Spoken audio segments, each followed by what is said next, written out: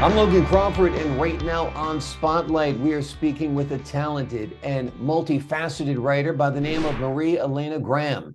Today, we are delving into her captivating book, a selection of poems and short stories. Maree's life is a rich tapestry of experiences woven together from her time as a nursing assistant, health therapist, Reiki Master, counselor, and factory worker. Her interactions with people from diverse backgrounds and cultures have deeply influenced her work, providing a wealth of inspiration for her writings. We are delighted to have Maree join us today on Spotlight. Thank the team at Prime 7 Media for helping us put Maree in the spotlight today, and ask viewers like you to support writers like her by subscribing to our channel. Welcome, Maree. So glad to see you today. Glad to be here. Wonderful, wonderful. Your book is amazing. Like you said, it's like multiple books in one. So why don't we start out by telling the folks at home what your book is all about? My book is about life. It's about emotions. It's about the many different people I've met in my life. Just from walking across the road, walking into a park and being observant of what's going on around me, and then putting it into words. Exactly, exactly. And putting it into words, and sometimes it's poetry, sometimes it's prose. You've done it both ways because this is both poems and short stories. Let's first talk about your poems. Is there a favorite among all the poems you've written in that book that you like the best? Well, yes, there is. I think She and the Sea.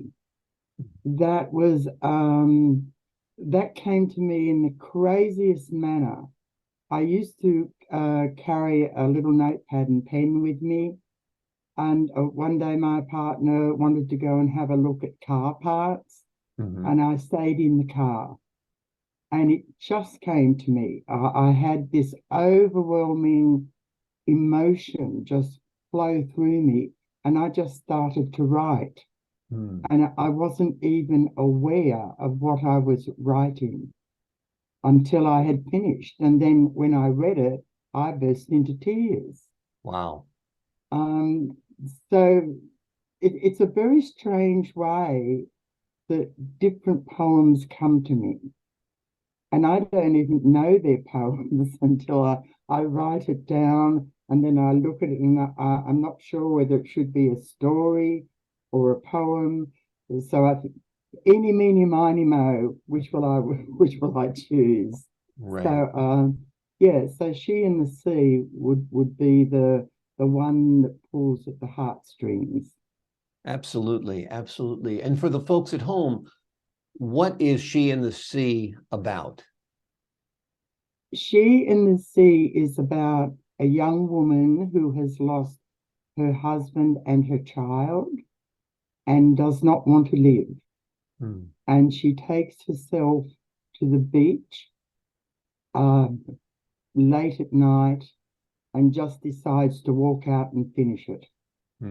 She just wants to drown. She can't cope with life. And a wave picks her up, brings her back to the shore, and then she hears this voice outside her telling her that she can't die because there's a child waiting to be born and has chosen her for the mother.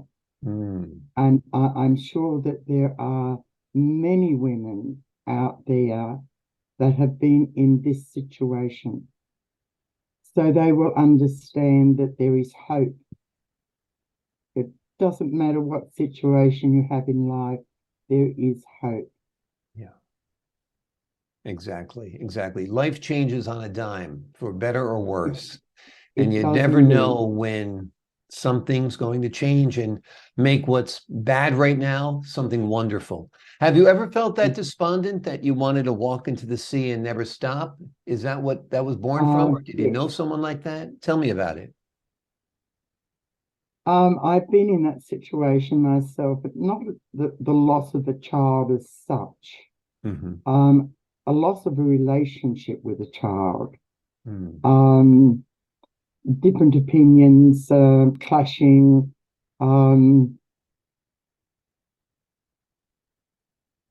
I felt that I was worthless, Mm. and it's a really strange experience to feel that you don't belong on the planet you're on Yeah. because you have nothing to offer. And that all came about when I retired from work. And I think everybody goes through this when you've been doing a particular job every day for so many years, and then all of a sudden you don't have that job, and you go into a panic. What am I going to do? What am I worth? Um, yeah, this is how a lot of the poems came to the surface through an emotion. Yeah. And Absolutely. I would like to think that people that read my book, it will stir something within them so that the sadness is just washed away and they can see a clear day. Absolutely. That's a beautiful thought, as beautiful as your writing for sure. Now, you have the standout poem that, comes to mind. Is there a short story in there that is one of your favorites? The short stories. It would have to be the bracelet. Hmm. Um, I've fallen in love with the bracelet. It's almost like it's an entity in itself. And the bracelet is about different nationalities. How children at school are very cruel to those that are different, and out of all that mess comes a tremendous friendship. And from that friendship, these two girls they grow up together. Their families interact, and they go on a holiday. And one of the characters, Cassie, she has a dream. And for a moment, when they go to Japan, that dream comes true. And it's bordering on the real, unreal. Could this happen? Maybe it would. Um, the emotions that come into this story are that love never dies. Right. Love will seek you out no matter where you are. It will accept you just the way you are.